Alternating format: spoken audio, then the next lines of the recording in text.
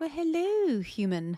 Thanks so much for tuning in to the Be You Get Paid podcast. I'm your host, Amy Taylor, and I have one goal by being in your ears: to explore as many conversations and perspectives as possible on stuff we did not learn in school. You know, stuff that would have actually helped a lot more of us thrive rather than just survive as grown-ups in an often challenging and ever-changing world.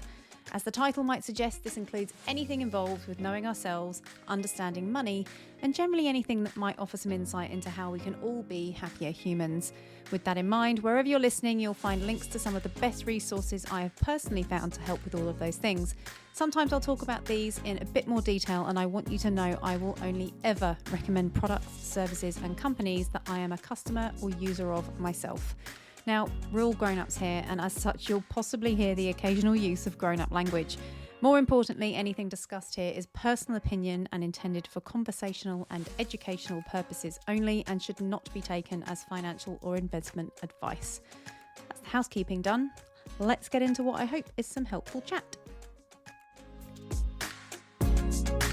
Look, at the end of the day, I'm a huge proponent of freedom, right? So if you have the freedom, you want to work, you want to climb the ranks, that's great. But a lot of people are choosing that path or extending it because they can't afford to live on one income. To me, a life of quality and happiness is one where you are surrounded with people who love you and who you love, a community that you're helping to support and provide service and love to, that gives back to you, right? And Do work harder, but it's not for something you don't believe in.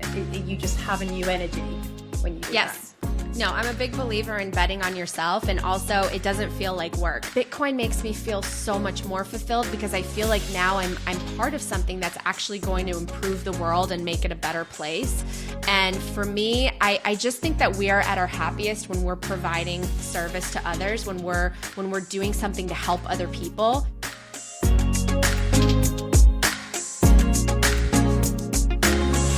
So welcome everybody to the very first Be You Get Paid podcast. I'm very excited because I have one of the people with me today who is probably in the top 2 or 3 influences to actually getting my bum into gear to do this. Natalie Brunell has been a huge influence in understanding Bitcoin for me, and I know that she has done this. You've done it for so many. But just so that people have a bit of context around who you are, Natalie Brunell, your bio here I have in front of me. Natalie Brunell is a podcast host, educator and media commentator in the Bitcoin space. Her popular show, Coin Stories, is the #1 woman-hosted Bitcoin podcast in the world. Amen. Featuring interviews with Bitcoin thought leaders about their backgrounds, conviction for Bitcoin, and headlines related to finance and economic issues facing our society.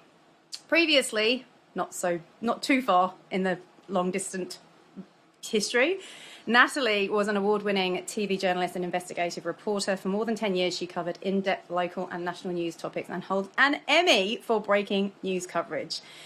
Welcome, legend. Oh, thank you so much. And well, it's funny you say #1. I don't have much competition as far as woman hosted. Shush. So you're going to come up. You're going to rise the ranks very quickly. Okay, well, it'll be the #1 woman you. who inspired all the other women-hosted podcasts in the future. Thank you. So welcome. I am so excited to have you speak because genuinely you've totally been such a champion for particularly women, but just your conviction, and you've obviously got a background in being on camera, but the way you talk about Bitcoin in relation to your own personal journey is really inspiring. And I think it's something that particularly millennials can learn so much from and join the dots from. So that's the goal. So tell me, I've heard you rattle off your story a few times, but just for anyone who doesn't know who you are, give us, where's Natalie from? What was your childhood like? Where did you grow up? Just to give a bit of context. Sure. I'll try to summarize this pretty quickly. Was born in Poland. Family, really, I come from really 2 hardworking immigrant parents who instilled in me just this idea that you have to work hard and just go after your dreams. They grew up under communism, so my parents were very much gold bugs and skeptical of government, so that seed was planted when I was young. And then they came to the U.S. when I was 5 years old to pursue the American dream. They wanted to create a life that was better with more opportunity for their kids. Saw them work really, really hard when I was little. So for me, it was always, a dream of mine to achieve financial security because I wanted to help take care of them and help justify the sacrifice they made by coming to the U.S. And I just, I was so impressed with their work ethic, and they were finally able to afford a home. We kind of made it into the middle class, I would say, in the U.S. And then when I went off to college, 0809 happened, and my parents were among the families that lost our homes and went under in the financial crisis. And at that time, I really didn't understand how our financial system worked. I didn't understand what happened. I knew my parents were good, hardworking people who played by the rules, and suddenly they were filing for bankruptcy. And so I entered into my career as a journalist with two seeds planted. One, this idea that we don't want too much control. We don't want communism. But also, how did, in a country like the U.S., which is supposed to represent freedom and opportunity, how did the financial crisis happen? What the heck happened? Why are 10 million people out of their homes, and Wall Street continues to, function and get bailouts, and people are even getting bonuses during that time? So I became a reporter. And I was very passionate about my work, especially investigative work, when I could hold the powerful or government people accountable. And then in 2017, I learned about Bitcoin. I was very skeptical. I was pretty dismissive. Took me years to actually sit down and pick up a book about Bitcoin. And then when I started studying it, I go, oh my goodness, this is why the financial crisis happened. This is why we have a problem with money. This is why we're so polarized, and I'm reporting on left versus right and this and rising costs of everything. It was a huge aha moment for me. And I go, what is this thing that is trying to be the solution? What is this Bitcoin thing? And so I, went as far down the sand as I possibly could and started a podcast, and the rest is history. That was an excellent summary. So just before moving on to anything else, you've mentioned a couple of things there that I think are so important. Well, I've heard you talk about your parents a lot, and, some of us can say we had financial struggles or we watched our parents struggle. I think your story takes that to a whole new level. Tell me how long it took your mum. I want to meet your mum, by the way. Your mum, how long did it take you guys to get to America? Yeah. And everything's relative, right? Like, I know so many people that had it so much worse, but I grew up in an area that actually, was pretty affluent because my mom chose the suburb where I grew up based on the school system. So I was surrounded by kids who had, these big homes and they, got to buy all the cool clothes at Abercrombie and Fitch So my mom dreamt of coming here when she was a young girl. Again, growing up under communism, she watched Hollywood movies, and she looked at America as truly this American dream, this ideal of anyone can come from any background and achieve something and create a beautiful life for their family. And there's this idea, this ideal of social mobility that didn't exist where she was from. And so she loved old Hollywood movies, and she's kind of instilled that in me. She's definitely someone who believes in a happy ending, and she's a very positive person. So she kept trying. She applied for the lottery every single year, because a lot of people don't know this, but different countries are allotted a certain amount of slots for a lottery system to win a visa to be able to come. And then you can apply for your family members.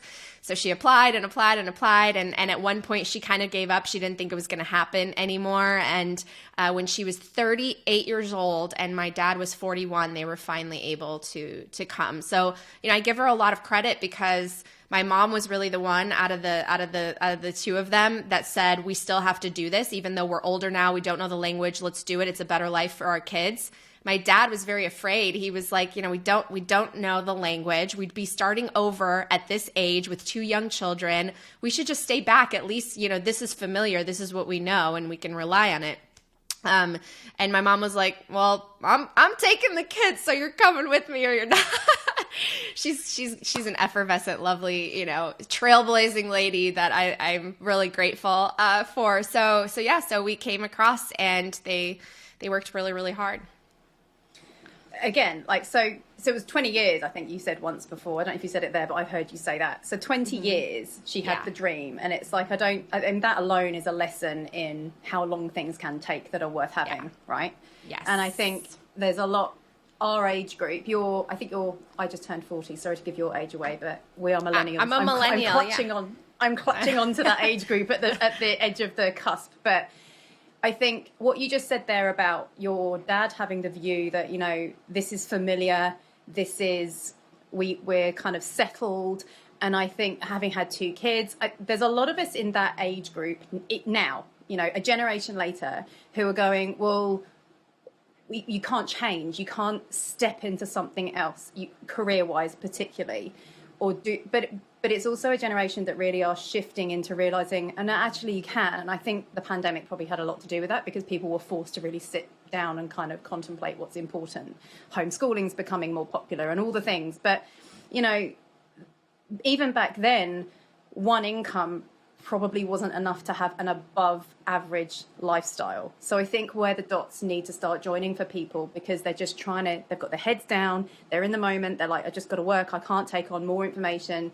It takes a long time to understand the current financial system to appreciate Bitcoin. And I think you've seen a whole generation go through this journey. You could so easily in your career have just gone, and I've heard you say this, I've got a good salary, I've got a car, I think you had your fuel paid for, you know, you had a good life. So at what point did you start to feel like something's off? You were in the mainstream media. So when did you sort of start to think, you were someone who actually went to uni and studied, or college you call it, you know, you went into the industry that you studied for. Most of us go to uni and go, screw it, I need to get a job. I'll do whatever for the paycheck. And then 20 years later, we're like, oh, this is no fun, I'm stuck. You actually did go into the industry you studied for, and then were like, you came to the same conclusion regardless, right? So yeah, you know, it's really funny when I think about my schooling and my training, because so many people, they have these degrees from universities, a bachelor and whatever, and they really don't use whatever they studied. I, for more than 10 years, was doing exactly what I learned as a college student. I mean, it was reporting at least one story every single day on video. Sometimes I would get more time when I would be an investigative reporter, but I went the very traditional path. I started in a very small television market, cut my teeth, you know, grinded, worked my way up to a middle-sized market. Then I went to national. But, you know, it's an interesting decade that I worked through as I worked my way up, because 2 things happened. Number one, we were in the recession recovery from the great financial crisis. So we were pumping liquidity into the system, and it was the QE, right? That was getting everything going and creating new asset bubbles that were accelerated in the pandemic.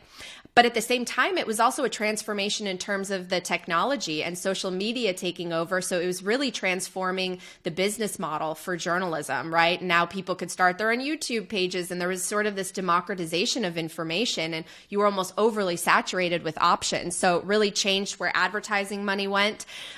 So as I was working, you know, I kind of started to feel not only the frustration of what I was reporting on, because I would, you know, on a micro level, I would be reporting on some things like the cost of education going up and local elections and people, you know, blaming one another, kind of retreating into these silos of us versus them, corruption in elections. I covered a lot of corruption and did a lot of investigative work on that.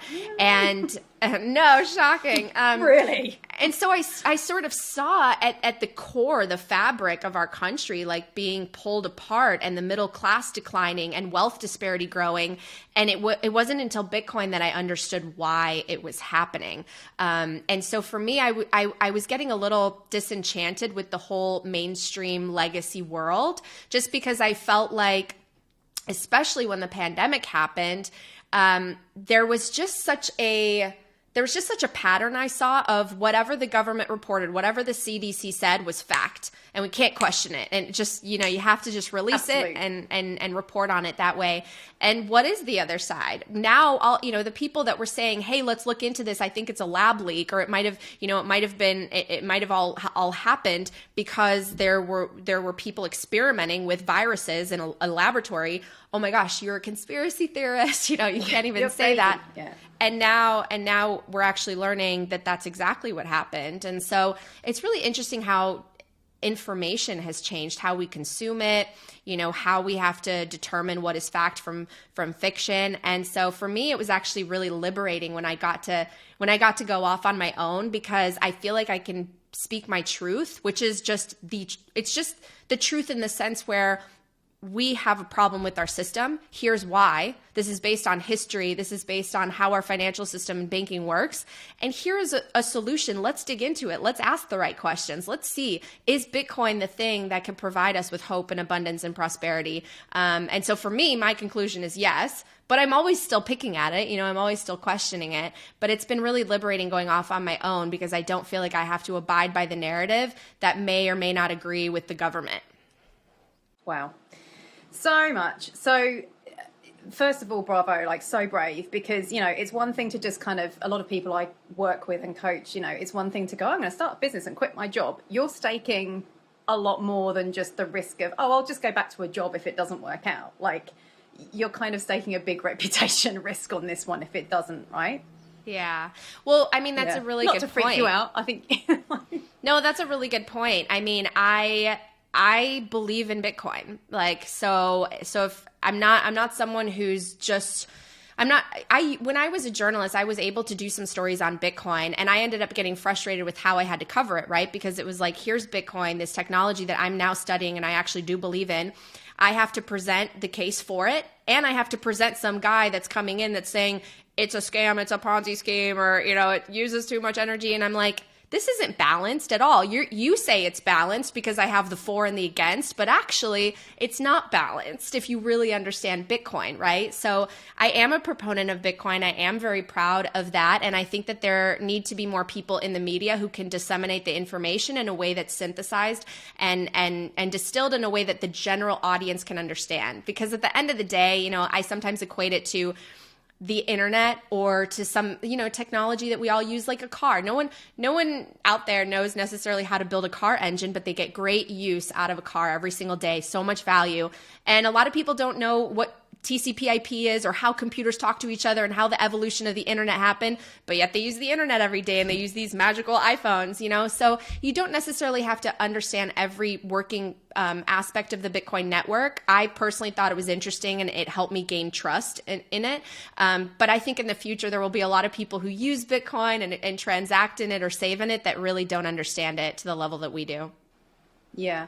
And to be honest, that's actually something I had to overcome to even just have the courage to step up and do a podcast and talk to people, because I know that in my personal life, I talk to people and they'll ask me questions where I'm like, do you know what?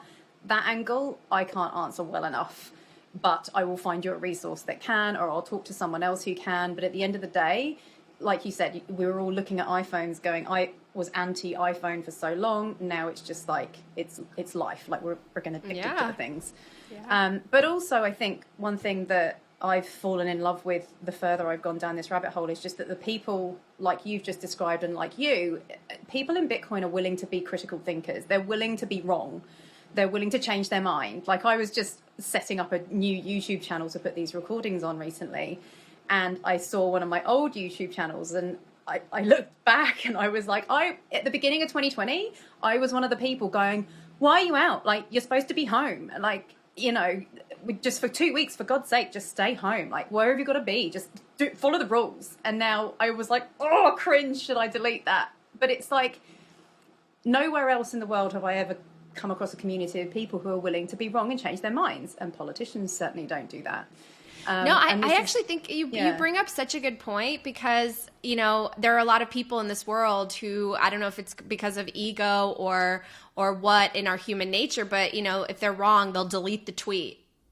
But look at Michael Saylor. He called Bitcoin, online sports gambling. It's going to all go to zero. And he kept that because that was a part of his journey. And we were all there once. And we should own up when we make a mistake. We should own up when we get something wrong, and we shouldn't just like delete it and try to hide it like it never happened. I've gotten things wrong in the past for sure. And my journey was full of mistakes. I so badly wish that I could tap myself on the shoulder when it was 2017 to tell myself, read Bitcoin Standard immediately right now, so that I could grow in my conviction, because instead I looked at it and I was like, this is a scam. This is like a stock. This is very risky. It could be hacked because it's digital. These other coins are really cheap. I should buy some of those. Those might like go up really, high in value. So the greed kicks in. Yeah. So we all have our journeys, and in the end, if you realize that Bitcoin's great and you help to provide value to this world and to this network and help other people understand what money is, I think that's a great thing in the long run. And 100%. And I think as well, that's where going back to the career shift, or where people our age group kind of find themselves, is like, I talk to so many people that are in a job and they're like, I want to start a side hustle or a business because I'm in a job that I don't like. And it's like, well, there's also this narrative that they can't afford to give up the paycheck they're on, but it's not forever. Oh, I'm in this at the moment, but it's not forever. And it's like, when did we lose the sense of, work should be fun, or it should be something that you believe in? And it's because, to me, that kept coming up, that, well, I'm trapped by my paycheck. And it's like, but our parents were trapped by their paychecks. This has been going on for generations, and you talk about your parents a lot. I'm in the same boat now. It's like, well, hang on a minute. This isn't a government thing. This isn't a red or blue in your case in the States, or over here it's red or blue as well, different parties. But it's not about the current government. Let's stop arguing about that. Let's go deeper. Yes. I completely agree. I think we focus too much on politics as opposed to getting to the root of the problem, which is money. And I am really inspired that because of how media has changed, people can go off on their own, and there is so much power in, you have a phone, you have an internet connection, you can start making content or start learning, start educating yourself anywhere in the world and start providing value, which I think is incredible. And I think Bitcoin will empower that as far as a monetary technology. So I'm really hopeful about the world that we can create. And for sure, obviously I have risk taking in my blood. My mom was, I guess, the Bitcoiner. My dad was stuck in fiat land being like, no, maybe we should stay here. It's safe. And my mom's like, no, we should build the bridge and stand on it. And we're doing that with Bitcoin. Right. So I'm excited about the future. Obviously it's going to be volatile and choppy in the interim, and it's really interesting. I was listening to a podcast the other day, and someone was talking about how the debt cycles and how empires rise and then fall, and I've always loved hearing about those conversations. And it's like, someone said, right now we're in a decline. We're actually going to be living in a decline. It doesn't mean you can't prosper and you can't achieve wealth and all of that, but on the grand scheme of how nations are changing and how the world is changing, we're right now living through a decline. And I was kind of like, whoa, if I'm going to live through a decline, so to speak, I want to live it in the best possible way with the most amount of hope and driving good things forward and making my life like, I want to surround myself with good, because what you emit comes back to you at all. I really truly believe that, like, you create good, you're going to be surrounded by good. Bitcoin to me is very good. It's representative of a lot of the good virtues and qualities that I appreciate. And so I want to build the world that I want to see. I don't want to just say this is the world I have to live in. Now, I am here to preach the why of Bitcoin. But if you're anything like me or any other human being, chances are you probably want to cut to the chase of how to buy some. Am I right? Well, you're in luck, my friend, because I have done that legwork for you with the Amber app. I have been a customer of this app for well over a year now, and it has enabled me to put my Bitcoin buying and saving on complete autopilot. So when they reached out to partner up with this podcast, it was a no-brainer for me. There really aren't many places I would trust these days for buying my Bitcoin, but Amber is one of them, partly as they are a Bitcoin-only platform, but also because they have fun and automated features like Buy the Shift and Stack Like a Sailor, which will make a lot of sense if you're hanging out on Twitter and know what the expert investors are doing without having to spend hours of your life learning how to do it too. Head over to bugetpaid.com/Amber or set up your account using BU Get Paid to get $10 in free Bitcoin when you sign up. That I appreciate. And so I want to build the world that I want to see. I don't want to just say this is the world I have to live in. And amen. Like I'm similar in the sense that it's like humans live better lives when they're just happy. Relationships go better when each individual is happy. Kids are happy when they see their parents happy. And Bitcoin is this living kind of breathing thing of those human values. And going back to the point about adding value, I believe that every single human being has like a unique perspective on something that they can get passionate about. And it just doesn't make sense that we're not allowing the world to thrive on a form of money that supports that, because even if you've done everything right as a millennial, or you've got a job, you've earned your way up the ranks, potentially mid-career, middle management, even if you've been investing and doing everything right, it's all relative. Like, no one's winning, even if you've got money, because people have this misconception, I think, it's like, oh, the rich just get ahead, just do more. And I used to have that. That's why I started a business. I was like, I don't want to be in the average. But at the same time, it's like everyone's losing. It's only the super, super, super rich who have got generational wealth that are actually getting any further ahead.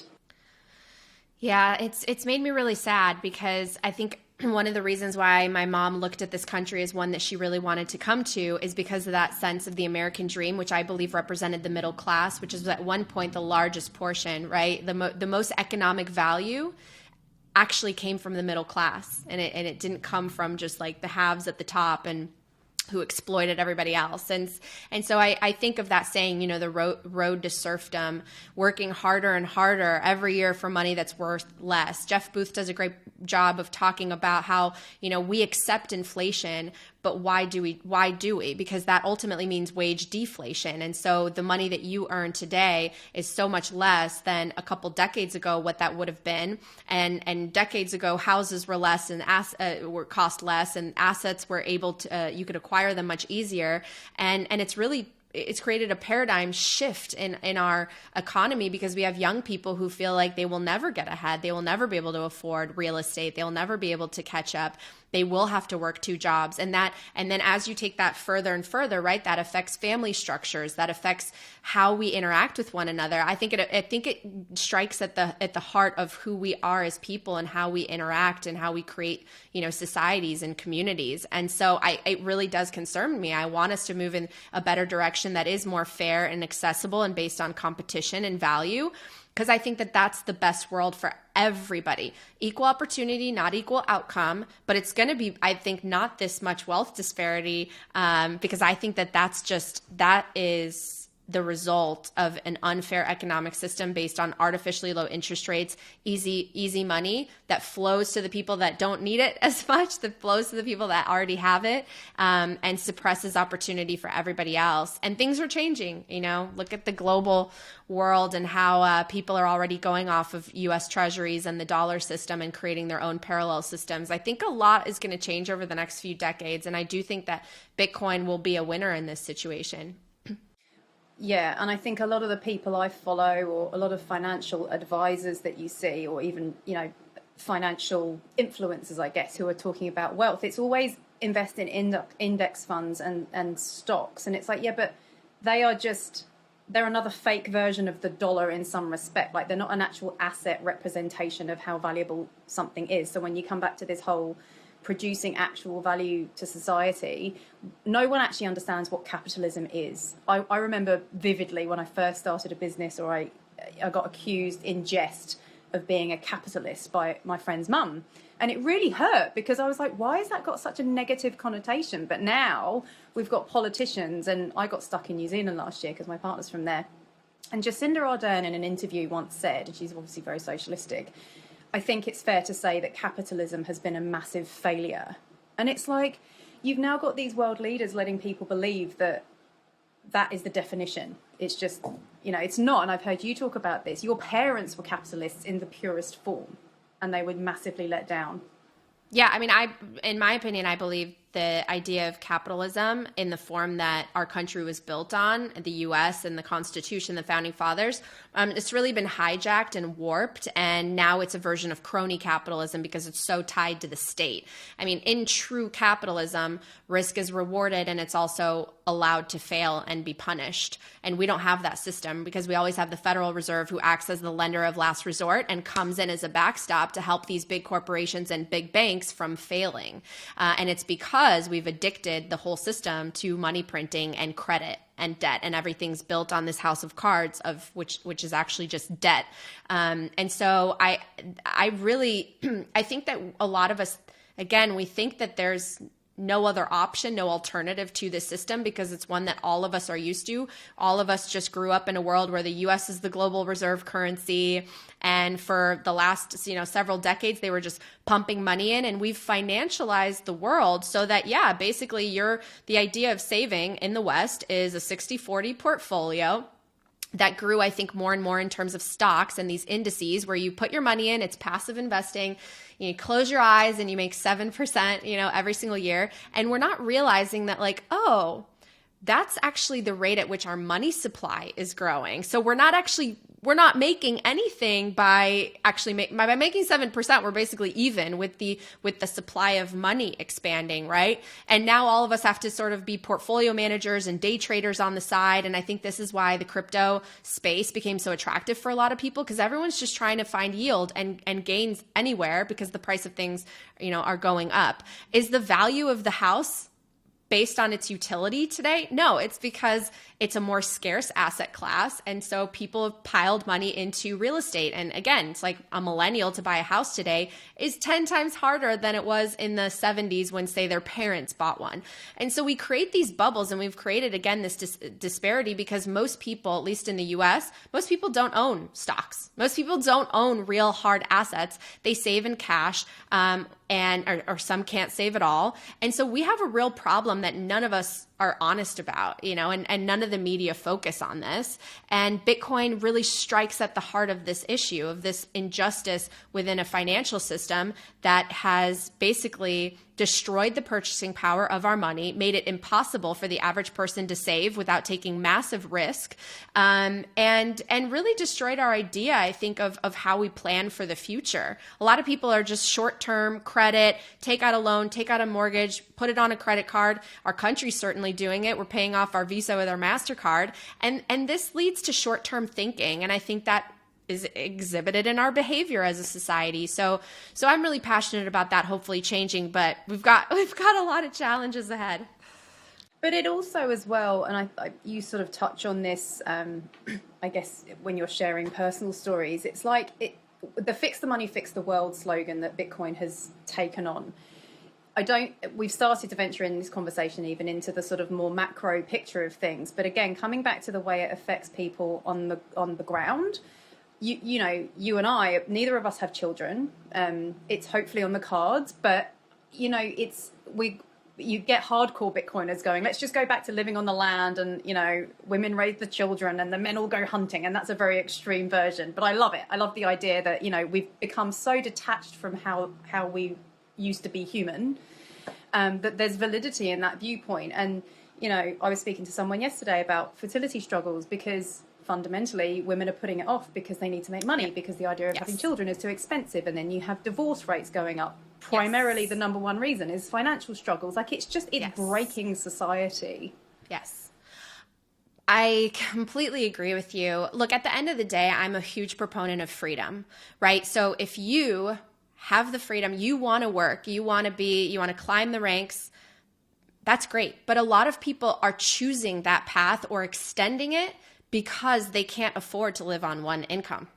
And so that's when I start to kind of look at it more under a microscope of, I get the narratives that are out there where I'm all about empowerment. I think, again, choice and options are what we want. And in an abundant world, we will have more choice and freedom and options. But how much of our decisions are being made essentially for us because it's too expensive to really survive on your own and to be able to take care of a family, to afford a college, to afford a house, to afford all these things that shouldn't be so hard if you're a working person with a degree. I just worry about the hurdles that we're creating for people, because to me, a life of quality and happiness is one where you are surrounded with people who love you and who you love, a community that you're helping to support and provide service and love to, that gives back to you, right? And I feel like that's kind of, we're dividing a lot into these tribes because we feel isolated a lot, and we're able to have these platforms like social media to sort of vent those frustrations and divide into these silos. And at the heart of it, I think a lot of people are hurting. To be honest, I just think collectively there's a lot of pain because people are not as happy as they want to be, or people are in jobs that they don't fully feel they're valued in, or they have, issues in their families or maybe with money. For sure, the reason that my parents most fought when when I was growing up, it was always about money. It was always about, we have an issue with money. And that makes me really sad that it's impacted so many couples and marriages. So I do think it really, really does touch all these different aspects of our lives. And so if you want to live on a farm and you want, like, go for it. I'm all for it. I'm a big freedom proponent. What I don't want is people who feel forced to be enslaved by this system, to be taxed at almost 50% and have fewer and fewer choices every single year because there's a system of elites on the top that are essentially just leeching off everybody like parasites. I mean, that's not the world that I want to be in. I want the people to have the power in general. Yeah. And I think, it's one thing to say, oh, it'll never happen here. But I think one thing you've mentioned before in the States for your parents is your dad, it was something I think you said to Peter McCormack, your dad has a pension in Poland and he gets taxed on it in the US. Yeah. So my dad worked for, the majority of his adult life actually in Poland because he was 41 when we moved over. So that's, he started working before he was 20. That's a long time. And so he qualifies for a pension from Poland, but it gets taxed in the US and he ends up only seeing a small portion of it. And so a lot of people, and again, my parents are very, very ethical and moral. And so they report it, right? There are a lot. So we know there are a lot of people who they don't report the pension. They literally fly to Poland once a year and they collect it. And they bring it back, or they find ways to kind of undercover, subvert the system so that they can keep all of it. And my family's like, well, that's not ethical, right? So they report it to Uncle Sam and they get taxed. And that's not fair. That's money that my parents earned and they should get to see all of it. Like, why at least tax it at a more reasonable rate, like a capital gains tax or something. But no, it's so unfair. And I've watched my parents really get hit by the current financial system. And so for me, I wrote about this in the article about why I left my legacy media job. I always saw in the people that I would interview, with the people that I would talk to in the audience, like the little guy should have a shot. The little guy shouldn't always, get screwed by the system. And for me, the little guy is my parents. Like that's who I was speaking to when I would talk at night, on camera and train myself on how to report the news. That's who I saw in a lot of the people that I interviewed, the victims of crimes or anything. There's people who are innocent, who are just trying to take care of their families and make a living. Why should they be punished because someone at the top decides they want to take more of the share and essentially steal from people in a legal way? That's not fair. So I want to fight for the little guy. Yeah. And it's, again, like the Bitcoin journey takes you down. So it completely changes your worldview, because if I'd heard someone saying that 5 years ago, even 2 years ago, and you hear it from a lot of mentors in the, internet marketing and start a business, hustle, all that, which I came from and I was there for a long time. A lot of people would say, you can't blame the government for your financial situation. Just get out there and hustle and make more money. And I used to say that. And I do still believe that to a degree. But again, if the system is fundamentally broken, it doesn't matter how much money you've got. Even people that are making $500,000 a year are relatively losing just as much if they're not managing their wealth or investing in something that's actually going to hold its value and is a better system for their children. Or it's changed my worldview completely, because it's like, even if you're doing everything right, you're still being screwed.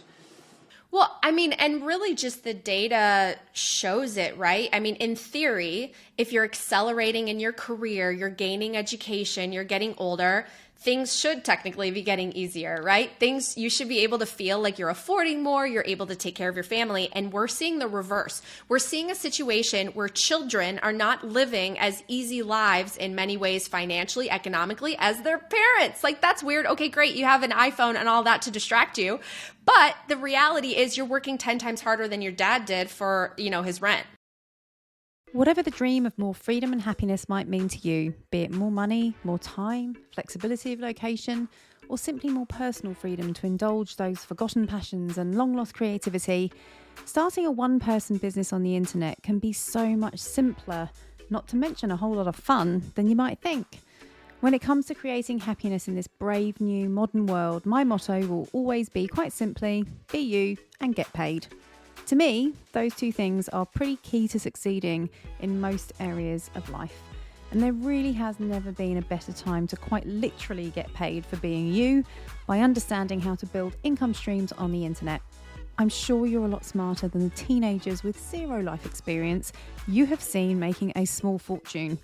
But even with no experience, there's no need for any of that outdated and awkward stuff like cold calling, convincing friends and family, or endlessly posting on social media. Anyone who's ever built a business of any size will tell you one golden rule. Keep it simple, stupid. Build simple digital skills and assets that build simple income streams that for many people, and I've seen it many times, can more than replace an average salary in the space of a year or two. If working hard was the key to success, wouldn't a lot more of us already be successful? It's all about learning to work smarter long-term instead of harder. Head over to bugetpaid.com/launch to start discovering the perfect one-person business path for you with all the tools and training that you'll need under one roof. And if you decide to sign up to our introductory curriculum, Modern Wealthy, I'll be there to cheer you on with monthly Q&A coaching calls. That's bugetpaid.com/launch. Reality is you're working 10 times harder than your dad did for, his rent. So so now let's dig into that. Like, what's causing that? Why is that? What is actually inflation? Because none of us used to talk about CPI. Now it's a major headline, right? But 3 years ago, were people talking about CPI and the fact that it was 2% for the last decade? 2%. Okay. I believe more in looking at asset inflation to really use that as a metric for inflation, looking at how much equities have gone up, how much real estate has gone up, because it's out of reach for most people, whereas their wages have stagnated. So I get it. It's so funny. Again, we pile into these two groups, red versus blue, left versus right. This one wants wage, I want minimum wage to go up. Technically, if we had a fair monetary system with hard money, minimum wage would be higher, or it would, in terms of purchasing power, it would be a little bit more fair than it is right now. And that's not a left or blue issue. At the heart of it is we have a broken financial system. We need to stop going so far into debt as a country. Technically right now, what they're doing with tightening and raising interest rates, it's technically what we should be doing. We just can't. We can't go, they're going to do it as long as they possibly can. And what's going to happen? I don't know if it's 3 months from now, 6 months from now, a year from now, a treasury issue will occur. Credit will be at risk of collapsing, and boom, they're going to kick off the money printer again, and we're back to the same situation, but worse, because now we're going to start from higher inflation. We're not going to be at that 2% level. So we need to fix the entire system. And luckily, Bitcoin provides a very peaceful parallel alternative. Because I see it, when a system dies, when money dies, that could lead to war and violence and struggle, and we can avoid that. We can avoid. I'm going to fight again for that type of world and that type of transition, because why would we instead just fight among each other, blame one another? Like, guys, we have something that is collaborative that we can all work toward, that will bring out, I believe, the best in us. Let's learn about it. Let's be fair and objective, and let's shift over to this other system and bring the people around you onto it. So yeah, we'll see, I guess.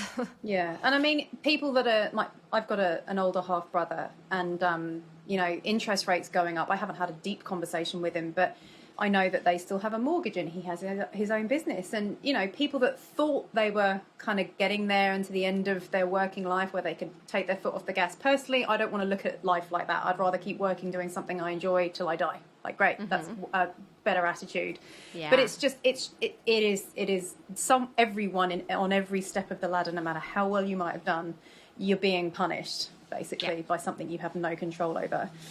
Yeah. Oh, it's all. How do you separate the morbidness of this from wanting to keep going? Because I listen to your podcast sometimes. I think I've said this to you, and I'm like, Bitcoin is hope.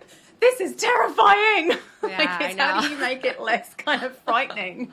It's a roller coaster of knowledge for sure. I don't know. I just think at the end of the day, because we have Bitcoin, and because if you really study it, you see that it's tied to mathematics and the law of physics. And so in that sense, you can trust it because it's a set of rules that no one can change.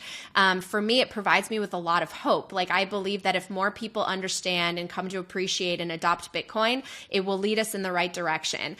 So before, I have to be honest with you, and I haven't shared this a lot with people, but when you work in news, you're constantly surrounded by very negative things, right? It's the worst stories that lead a newscast, and it's always conflict and drama, and you're surrounded with a lot of negativity. And I've had a lot of my friends in the industry and colleagues, they get burned out, and they even face mental health struggles. And because if you're surrounded constantly with, death and destruction, that you're only human, it's going to impact you. And so for a long time, I feel like when I looked into the future, I didn't have a lot of hope, and I was really nervous about the idea of financial security. And in fact, I kind of was upset with myself about studying what I did in school. I go, I should have gone into X, Y, and Z because that would lead me to more financial security. Instead, I sort of picked this dying industry. Nobody watches appointment television anymore. And so I went into school, paid all this money. Luckily, I don't have school debt. Thankfully, I worked really hard to pay it off, but paid all this money for school, and now I'm making so little. I can't afford to not work even if I meet someone. I mean, so it started to make me feel like I don't know what the future is going to look like, and I'm kind of scared about it, and I don't know when I'll be able to afford to kind of relax a little bit and ease into a family. And now I have hope again, and I'm revived, and I feel motivated and excited, and I'm probably working actually more than ever, but I'm excited about it. I'm meeting so many people who have similar missions, and they're like-minded, and I know I'll find my person and have the family that I dream of. And I don't know, I'm filled with hope. Before, I felt so much uncertainty, and I looked for hope, and I found it in Bitcoin. So that was gorgeous. You've actually answered another question I had, which was, I was going to ask you, do you feel like you're working harder now? Because a lot of people, when they start a new business, which is kind of what you're doing in your own way, you may have kind of transitioned, but you gave up a paycheck. And I remember saying that to you when we met in LA. It's like, are you actually getting paid? Because I think that's the biggest fear for so many people when they make what I call the freedom leap. Like, I don't know what's going to happen. My partner's done it as well recently. It's like, you don't know what's going to happen, but you do work harder, but it's not for something you don't believe in. You just have a new energy when you do that. No, I'm a big believer in betting on yourself, and also it doesn't feel like work. I have to be honest, there were sometimes gigs, or especially stories, where it felt like work for me.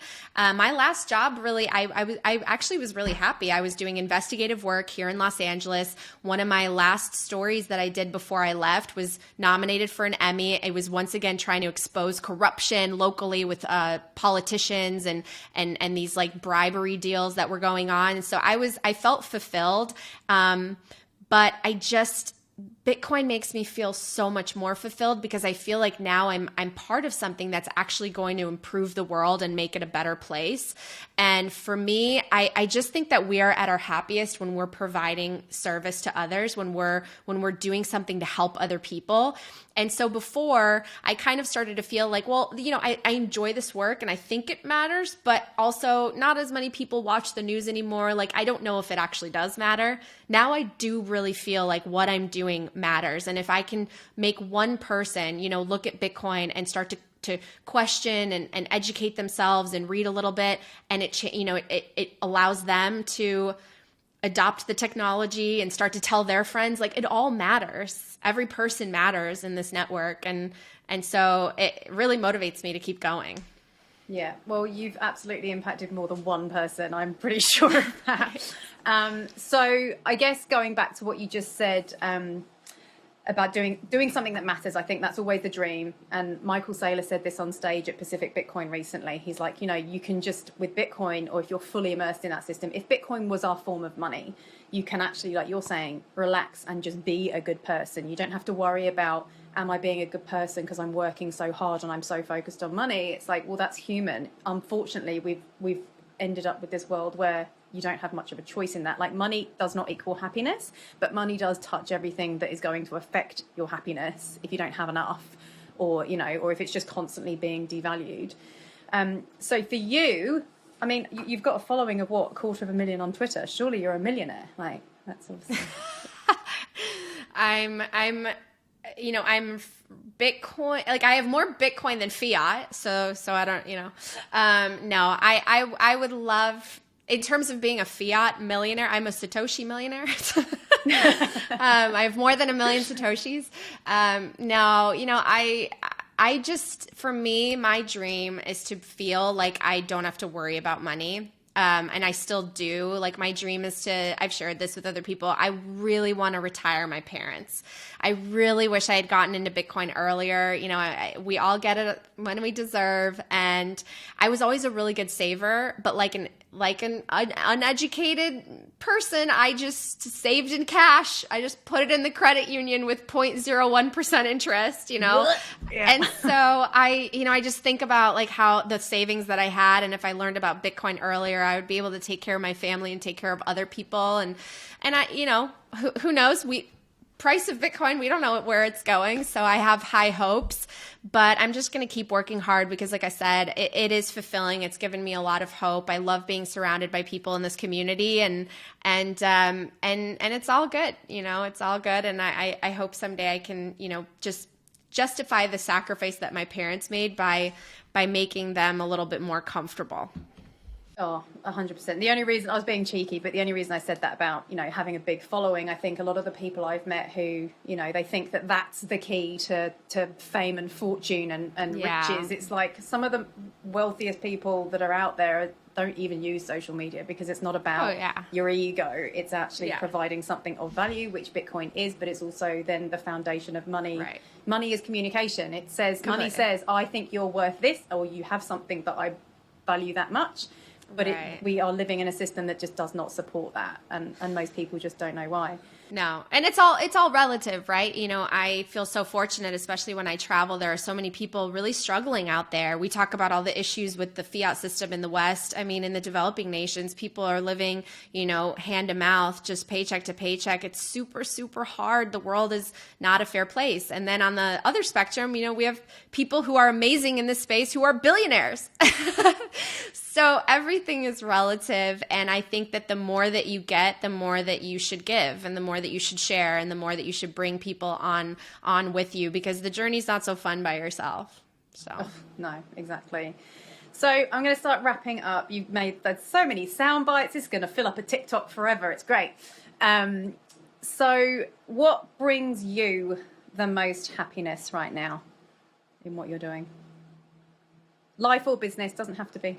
I mean, for me, I really do get happy when people who maybe were skeptical about Bitcoin go, oh, you have a point. Oh, I want to learn a little bit more. And so when you feel like you've made an impact and sparked some curiosity, that means a lot to me. So for me, it's been such an honor when I've gone to events and people have come up to me and they say they've listened to a show or something impacted them. It really does fill my heart with a lot of gratitude and joy, and it motivates me to do even more. And if I can be of help and service to the community, that's really what I want. I just want more people to understand, because right now I do see it as a bigger opportunity with the price having dipped, right?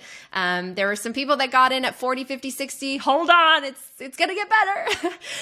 But this is a better opportunity as far as dollar cost averaging and getting in. And I don't want people to feel like they missed this boat. You're never too late. We're still all very early. The global penetration of Bitcoin's, I think, like 2% or something. So we're still very, very early. And don't think about it in the short term. Don't think about the volatility. Think about it as that long-term investment so that you can plan and dream.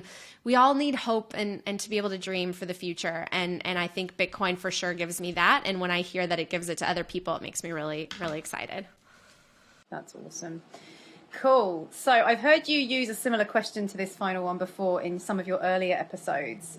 If you could talk, and I'm big on what you just said about, creating a better world, but also lighting up that spark of curiosity about Bitcoin or about money. What I try and do through my coaching is light up the spark of curiosity in yourself. Like, what is it that you stopped doing? And it's funny, I was thinking about this walking this morning, just as a side note. What did you stop doing as a result of, your younger self going, oh, well, that's not going to work out? And I actually started off, I quit uni to go into the film industry. Oh. Because I grew up always wanting to be in production, not on camera. Wow. My parents were both in the theatre, and I quit uni. Cool. I was like, this is not, I don't need a degree to get into this industry. I've got loads of great connections in entertainment. And I actually was a runner on Harry Potter. Oh my gosh, cool. On one of the movies. And it was only because I was like 21 and I looked at people in the industry who all they did was work. And I was like, this industry doesn't allow for I didn't love it enough to face the burnout and not having a life. But it's so interesting. Like, I've kind of gone full circle that I was very passionate about it though. And now that I've got a few other things out of my system, like traveling and doing other things, I'm like, it's weird. I'm kind of touching back on media again. And I kind of went on to digital marketing path. But for you, like, if you could go back to your younger self, so the two things I stand for is knowing yourself and knowing money. That's what Be You Get Paid brand is all about. So at any age, if you could go back and pick one piece of advice or self-talk to say to a younger Natalie about knowing yourself, and a bit of advice in that section, and then another bit of advice in understanding money, or what is money, what does money mean to your younger self, what would those two things be? So I definitely think of two things. Number one, I just would have bet on myself earlier, because I had a lot of thoughts, about going off or being a little bit more true to what I really value and how that's displayed in the world, and move toward that, allow that to speak to you and go toward it, so that you can feel like you are speaking truth to power, so that you feel like you are giving the right information. So I wish I had, taken more chances and taken more bets. I feel like sometimes we're our hardest critics and we don't achieve our full potential because of fear. But if the answer is no, that's sometimes the worst case scenario, and you just keep trying, like, at least knock on the door and at least try. So I'm really actually happy, because my boss, before I left, he was advising me not to do it. He was like, you're jumping out of a plane without a parachute. And I was like, oh, I think I'm still going to do it. So I'm really glad I did. I look back and I'm really grateful that I didn't stay an extra year. And then number two, I think it's also to step back and also don't let life pass you by just working. Like, enjoy your life, because there are moments that you will never get back, whether it's with your friends and with your family members. I saw recently a chart from, I think it was Sahil Bloom that posted it on Twitter, these charts of, like, as you get older, the fewer and fewer times that you see your loved ones, like your parents, as they age. And so I want to change that. I'm actually moving to be a little closer to my family for that very reason. And I just think that, work is great, and we should all be ambitious and strive to be our best, but also don't forget the community and the people around you who love you. Give them more than just a text back. Call them, say hi to your neighbors. When you walk by someone, why don't you smile and just say hi? Oh, I just think we've lost a little bit of that humanity because we're so lost in our devices and working really hard to make it. And so I hope that, people just remember to take a step back and enjoy the world around them, because you can't get time back. So. And if it wasn't for broken money, people probably would feel that they could do that, right? Yes. You'd get the best of each other rather than what's left after working to pay your bills. Exactly. And people doing it harder and harder. Awesome. That's great. We've covered so much. We're so efficient. Look at us, under an hour. It's great. So where can people find you if they want to learn more from you? Where are you most active? Well, first of all, thank you so much. It's been such an honor both to get to know you online, but also in person. I'm so grateful we got to see each other recently at the Pacific Bitcoin Conference. So I wish you all the best with this show and everything you're doing. And I'm active on Twitter at Nat Brunell. And then I have my podcast, Coin Stories, and The Hard Money Show. And if people want to reach out, I love getting feedback or getting suggestions. And you can also go to my website, talkingbitcoin.com, which has my shows, a list of resources if you guys want the books that I read to help me understand Bitcoin and just to reach out in general. So thanks for having me. Amazing. And I would just say to people as well, I've been following you for just over a year now. 1 year can change your life. I find myself saying that to people all the time, and I've just watched your journey and you're a perfect example of that. So keep doing what you're doing. Right back at you. I'm sure plenty more success is coming your way. Thank you so much. Thank you.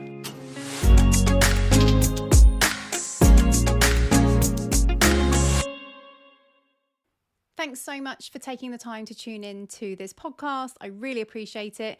If you found it helpful or useful, or even if you just feel a tiny, tiny bit better for having listened, there's a couple of things you can do that would take a few seconds that I'd really appreciate you taking the time to do.